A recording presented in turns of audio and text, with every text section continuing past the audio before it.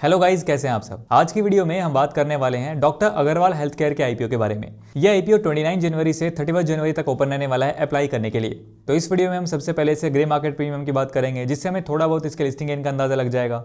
उसके बाद कंपनी के आईपीओ की डिटेल्स, कंपनी क्या बिजनेस करती है, इस इंडस्ट्री में क्या फ्यूचर है, कंपनी के की फाइनेंशियल्स एंड फंडामेंटल्स को डिटेल में डिस्कस करेंगे और मेरा क्या ओपिनियन रहने वाला है, अप्लाई करना चाहिए नहीं, लास्ट में इसकी बात करेंगे, इसलिए वीडियो को पूरा देखिएगा।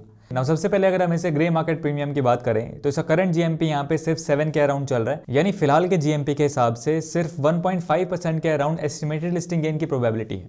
लेकिन ऑब्वियसली जीएमपी जो होता है सिर्फ एक अंदाजा होता है, ये चेंज भी होता रहता है, इस चीज़ का भी आपको ध्यान रखना है। अब अगर हम इस कंपनी के बिजनेस के बारे में बात करें तो डॉक्टर अग्रवाल हेल्थ केयर ये कंपनी 2010 में स्टार्ट हुई थी।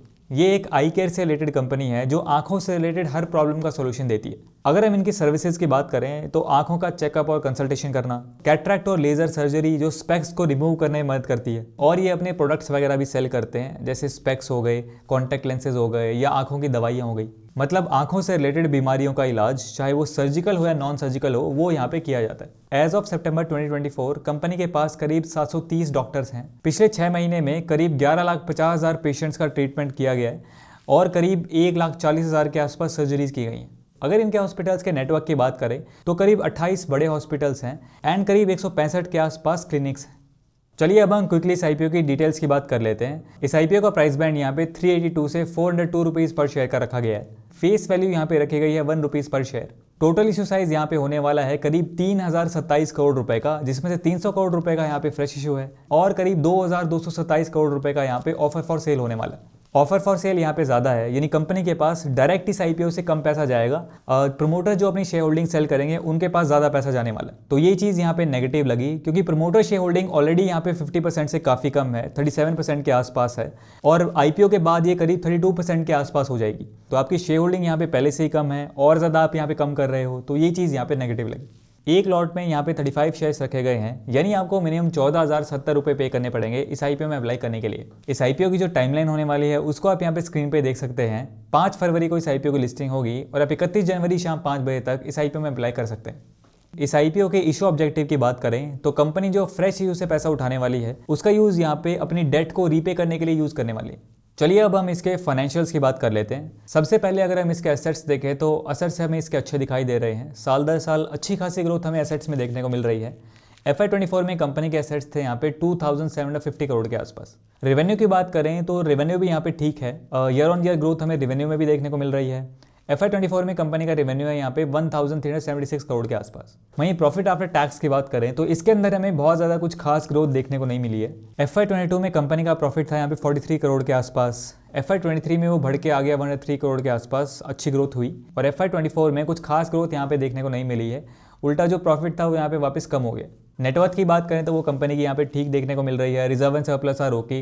टोटल बोरोइंग की बात करें तो कंपनी के ऊपर यहाँ पे अच्छा खासा डेट भी है। करंटली कंपनी के ऊपर यहाँ पे 373 करोड़ के आसपास डेट है। हालांकि जैसा मैंने बताया, कंपनी जो फ्रेश इशू से जो पैसा उठाने वाली है उससे अपने डेट की रीपेमेंट यहाँ पे करेगी, लेकिन फ्रेश इशू यहाँ पे सिर्फ 300 करोड़ है। उसके बाद भी यहाँ पे अच्छा खासा डेट यहाँ पे कंपनी के ऊपर रह जाएगा। इसलिए मुझे लगता है कि कंपनी यहाँ पे ज़्यादा पोर्शन फ्रेश इशू में लेके आ सकती थी, तो ये मुझे यहाँ पे थोड़ी सी नेगेटिव चीज़ लगी। उसके बाद अगर हम इसके फंडामेंटल्स की बात करें तो कंपनी की ROE यहाँ पे करीब 10% के आसपास है। ठीक है, वैसे 15% के आसपास हो तो अच्छा माना जाता है। कंपनी की ROC यहाँ पे 15% के आसपास है तो वो अच्छी है, लेकिन कंपनी की जो RONW है यानी रिटर्न ऑन नेटवर्थ है वो यहाँ पे इतनी ज़्यादा अच्छी नहीं है, सिर्फ 6% के आसपास ही। अब अगर हम इसके PE रेशियो यानी प्राइस टू अर्निंग रेशियो की बात करें तो वो यहाँ पे करंटली 130 के आसपास है।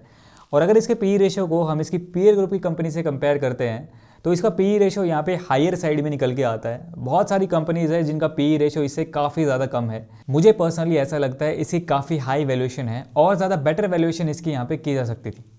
चलिए अब हम कंक्लूजन की बात करते हैं कि इस आईपीओ में अप्लाई करना चाहिए या नहीं। मैं अपना ओपिनियन शेयर कर देता हूँ, बट आपको कोई भी डिसीजन अपने अकॉर्डिंग अपना एनालिसिस करके लेना है। लिस्टिंग गेन के पॉइंट ऑफ व्यू से बात करें, सबसे पहला हमारा पैरामीटर आता है इसका जीएमपी। तो जीएमपी हमने देखा इसका काफ़ी कम चल रहा है। हमारा जो जीएमपी का क्राइटेरिया होता है वो 20% का होता है और इसका उससे काफ़ी कम है। हालांकि जीएमपी के पूरे भरोसे हमें नहीं रहना चाहिए। सेकंड हमारा पैरामीटर आता है इसकी एंकर लिस्ट। तो एंकर लिस्ट इसकी यहाँ पे ठीक आई है। एंकर लिस्ट की अगर हम बात करें तो इसकी एंकर लिस्ट यहाँ पे अच्छी दिखाई दे रही है। FIIs, DIIs, मिक्स्ड, जाने माने नाम इसके एंकर लिस्ट में देखने को मिल रहे हैं। थर्ड पॉइंट हमारा यहाँ पे आता है इसकी वैल्यूएशन। तो इसके फाइनेंसेस को हमने देखा, इसके पी रेशो को इसके पीयर ग्रुप की कंपनी से हमने कंपेयर किया। तो जैसा मैंने बताया, इन सारी चीज़ों को देखते हुए मुझे इसकी वैल्यूएशन यहाँ पे हाई लग रही है और ज़्यादा बेटर वैल्यूएशन यहाँ पे की जा सकती थी। फोर्थ हमारा फैक्टर यहाँ पे आता है इस आईपीओ की डिमांड। अब देखिए, आज इस आईपीओ को एक दिन ओपन हुए हो चुका है और बहुत ही कम डिमांड हमें अभी तक इस आईपीओ में देखने को मिल रही है। जैसा आप स्क्रीन पे देख सकते हैं, अभी तक ये सिर्फ 0.2 के आसपास ही सब्सक्राइब हुआ है। तो ओवरऑल सारी चीज़ों को देखते हुए पर्सनली फिलहाल तो मैं इस आईपीओ में इंटरेस्टेड नहीं हूँ। बाकी आपको अपना डिसीजन अपने अकॉर्डिंग अपना एनालिसिस करके लेना है। आगे देखते हैं इसका GMPN सब्सक्रिप्शन वगैरह कैसा रहता है। उसको मैं यहाँ पे टेलीग्राम पे टाइम टू टाइम अपडेट भी करता रहता हूँ, वहाँ पे आप ज्वाइन कर सकते हैं। लिंक आपको वीडियो डिस्क्रिप्शन में मिल जाएगा। आपको इस आईपीओ के बारे में क्या लगता है, आप क्या करने वाले हैं, कमेंट सेक्शन में अपना ओपिनियन जरूर शेयर कीजिए। आज की वीडियो में इतना ही। वीडियो पसंद आए तो इसे लाइक कीजिए। मेरा नाम है सुनील, मिलते हैं नेक्स्ट वीडियो में। Thanks for watching.